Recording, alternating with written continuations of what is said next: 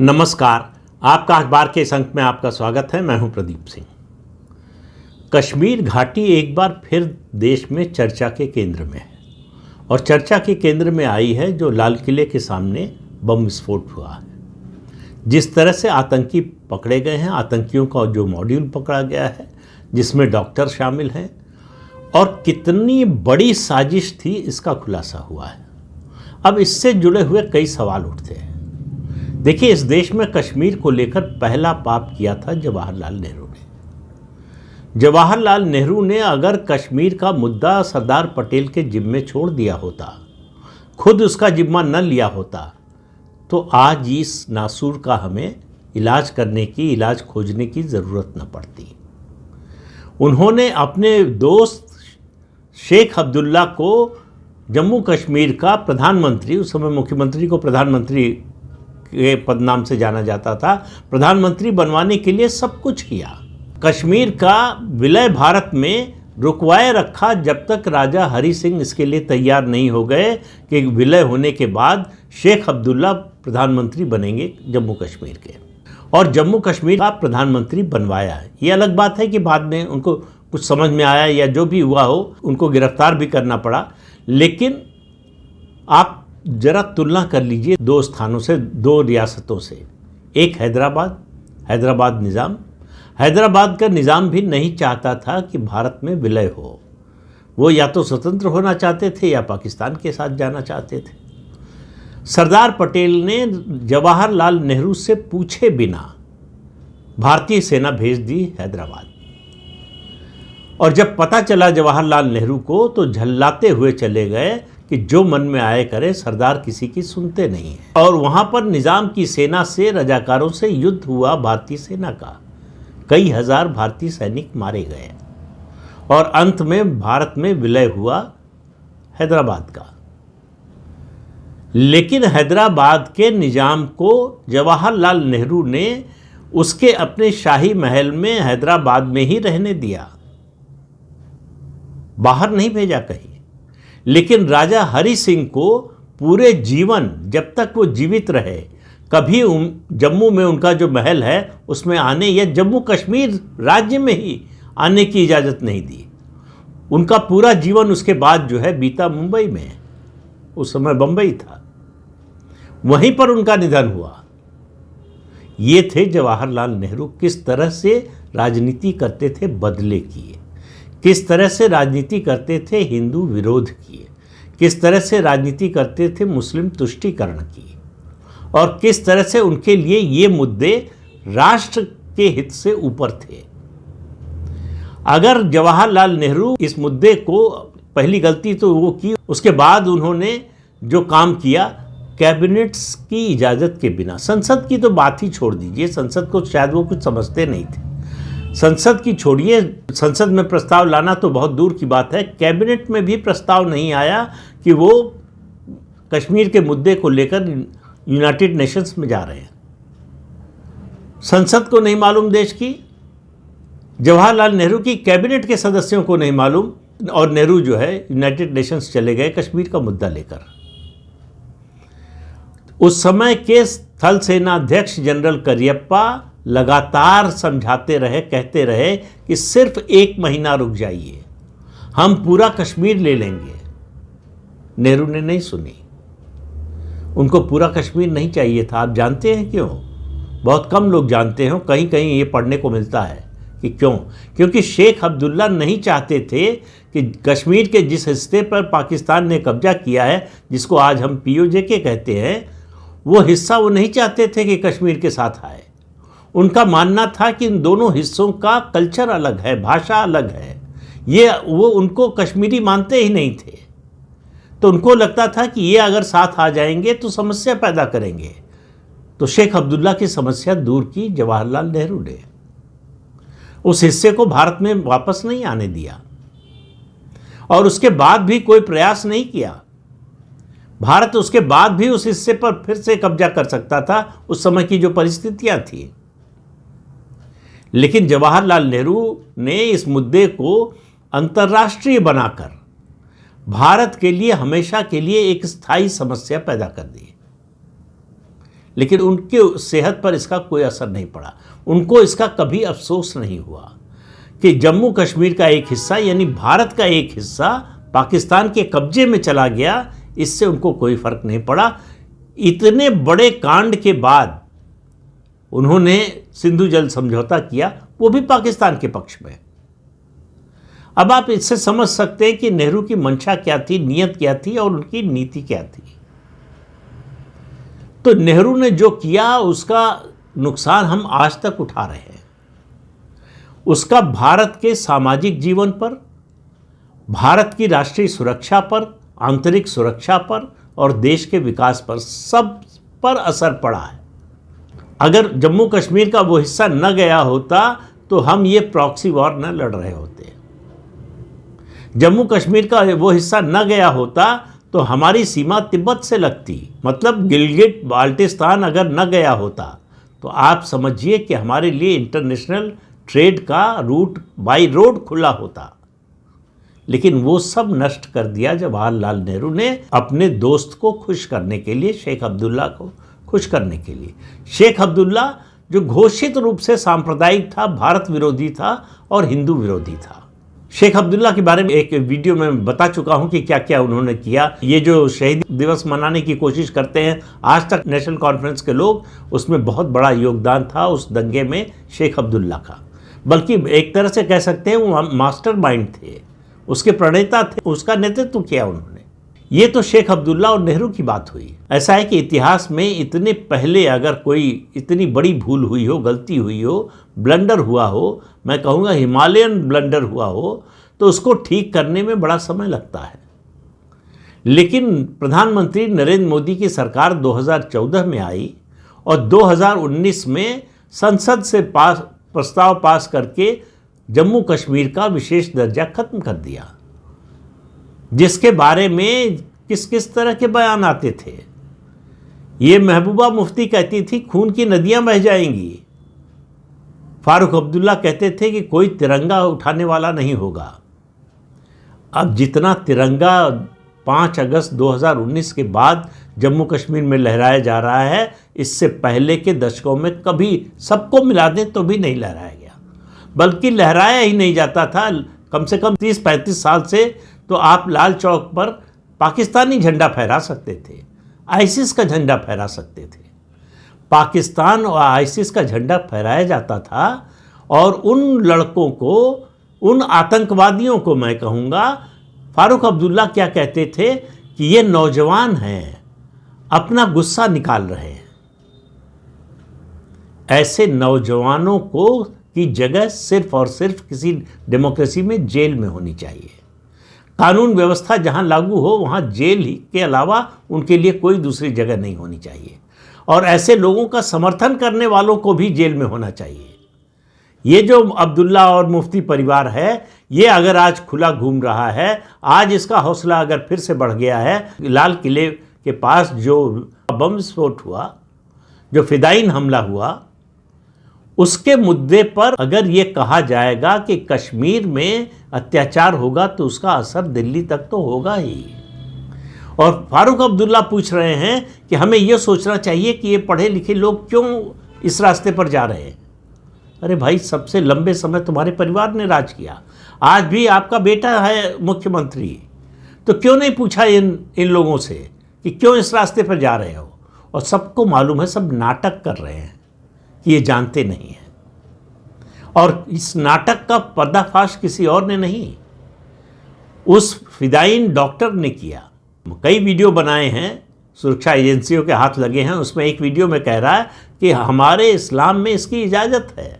वो इसको आत्महत्या ही नहीं मानते, वो कहते हैं ये शहादत है, ये जो है मजहब का काम है। अब ये बात फारूक अब्दुल्ला को न मालूम हो, महबूबा मुफ्ती को न मालूम हो, उमर अब्दुल्ला को न मालूम हो, ये संभव है क्या?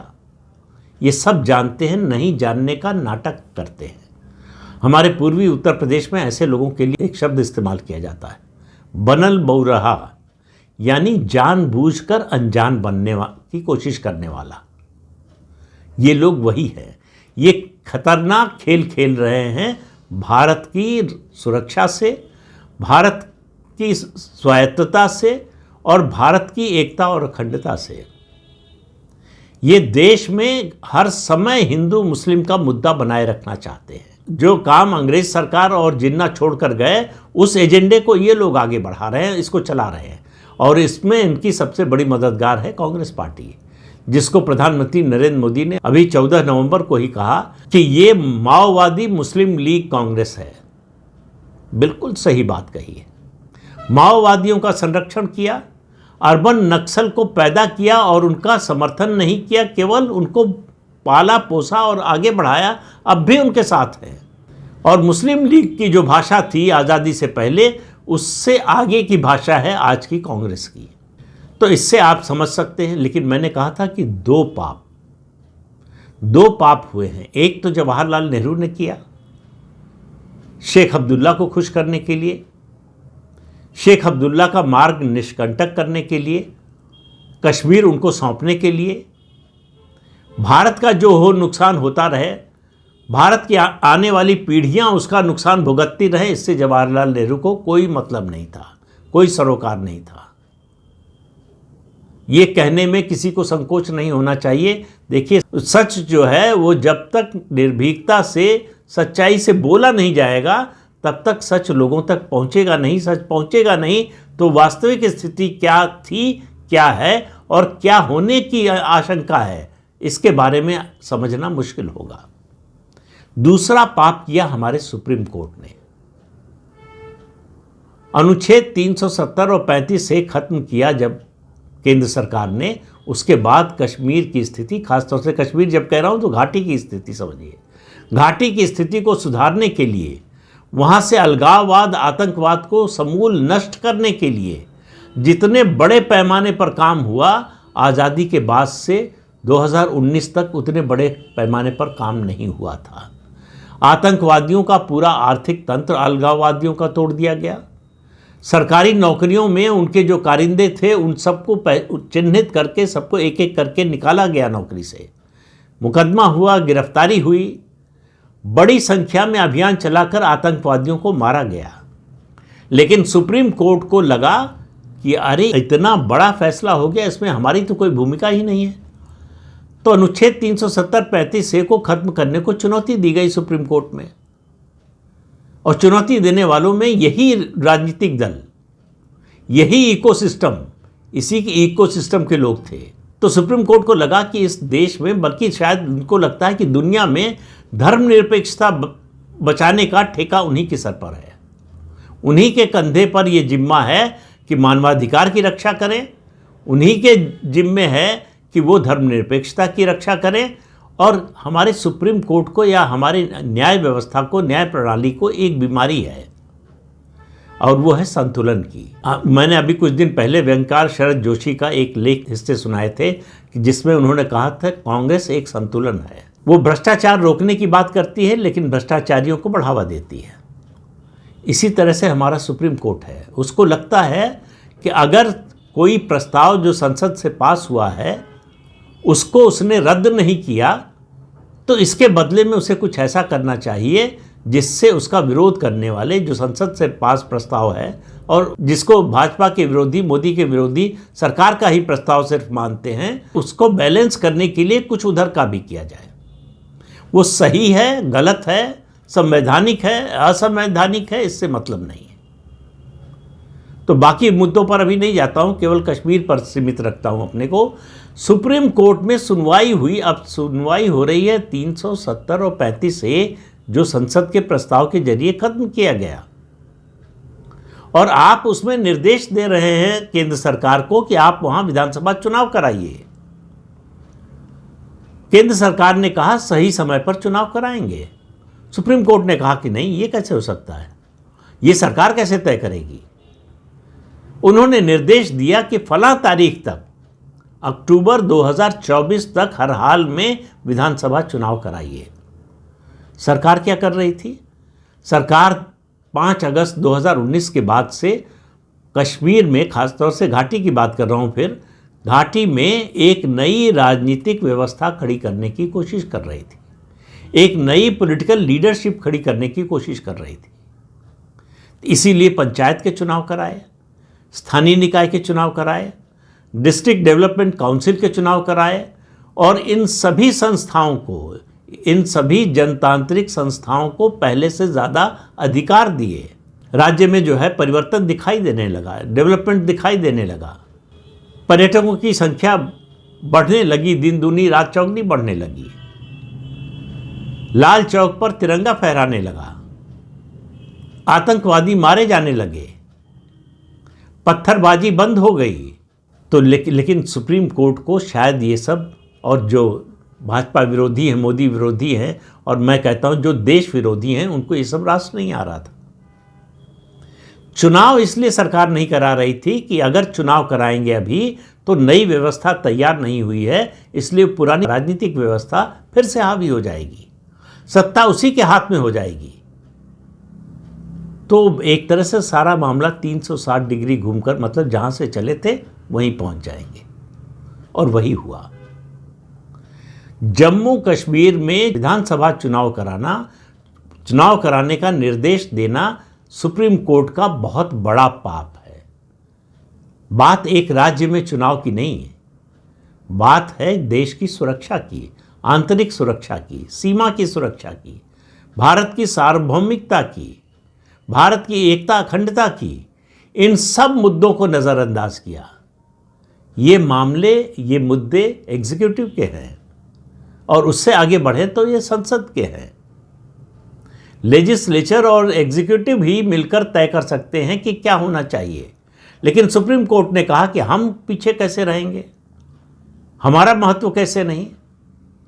तो निर्देश दिया गया कि चुनाव कराइए। अब सरकार के सामने दो ही विकल्प थे, सुप्रीम कोर्ट को डिफाई करती और दुनिया भर में ढिंढोरा पीटता। अभी बिना ऐसा किए ही ढिंढोरा पीटा जा रहा है कि देश में लोकतंत्र खत्म हो गया है, सारी संवैधानिक संस्थाएं खत्म हो गई हैं। अगर सरकार डिफाई कर देती सुप्रीम कोर्ट को तो आप समझिए कि किस तरह का नैरेटिव बनता। तो सरकार ने तय किया कि सुप्रीम कोर्ट के निर्देश का पालन किया जाए और विधानसभा चुनाव करा दिए। जो डेडलाइन तय की थी सुप्रीम कोर्ट ने, उसी समय पर करा दिए। नतीजा आप देखिए, सत्ता में फिर से वही नेशनल कॉन्फ्रेंस आ गई, जो आज़ादी के बाद से लगातार कश्मीर की हालत को बिगाड़ने के लिए जिम्मेदार है। उसी परिवार के हाथ में सत्ता आ गई जिसने कश्मीर को बर्बाद किया। उसी परिवार के हाथ में सत्ता आ गई जो भारत का नहीं, अपने को पाकिस्तान के ज़्यादा करीब समझता है। तो अब जो बयान आ रहे हैं लाल किले पर हुए बम विस्फोट के बाद से, आप समझिए वो एक बात चिल्ला चिल्ला कर कह रहे हैं कि भारत कश्मीर का अभिन्न अंग है, कश्मीर भारत का है, लेकिन कश्मीरी अपने को भारत का नहीं मानते। ये बात जिस दिन हमारी सरकार को, हमारे राजनीतिक दलों को, हमारे बुद्धिजीवियों को, हमारी अदालतों को समझ में आएगा, उस दिन से परिवर्तन शुरू होगा। आप कुछ भी कर लीजिए, आप सोने की सड़कें बना दीजिए, आप हर घाटी के हर कश्मीरी को हीरे जवाहरात से लाद दीजिए, जो वो चाहें वो सब दे दीजिए, लेकिन वो भारत के न थे, न हैं, न होंगे। भारत विरोध ही उनका एकमात्र जीवन का उनके लक्ष्य है। वो पाकिस्तान जिंदाबाद बोल सकते हैं, भारत जिंदाबाद बोलने में उनको समस्या है। वो पाकिस्तान का और आईसिस का झंडा लहरा सकते हैं, पाकिस्तान का राष्ट्रगान गा सकते हैं, लेकिन वंदे मातरम नहीं गा सकते, भारत का राष्ट्रगान भी नहीं गा सकते। कुछ खुलकर बोलते हैं, कुछ चुप रहकर समर्थन करते हैं। और मैं लगातार कह रहा हूं पहलगाम की घटना के बाद से कि ये फर्जीवाड़ा बंद होना चाहिए। ओवरग्राउंड वर्कर्स, ऐसा कुछ नहीं होता। इनका सिर्फ एक नाम है आतंकवादी। जैसे अर्बन नक्सल असल में दरअसल माओवादी है, उसी तरह से ये ओवरग्राउंड वर्कर भी वास्तव में आतंकवादी हैं, और उनके साथ आतंकवादियों जैसा ही व्यवहार होना चाहिए। कश्मीर की समस्या का समाधान तब होगा जब समस्या को समझेंगे। हम कश्मीर की समस्या के जो लक्षण हैं उनका उपचार कर रहे हैं, उनका इलाज कर रहे हैं, इसलिए वो समस्या कभी नहीं दूर होने वाली, कभी नहीं ठीक होने वाली। समस्या के मूल को समझिए और उस मूल में मट्ठा डालने का काम कीजिए।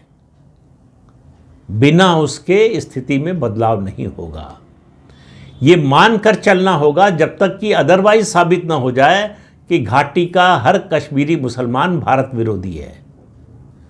उनको साबित करने दीजिए कि वो भारत विरोधी नहीं हैं।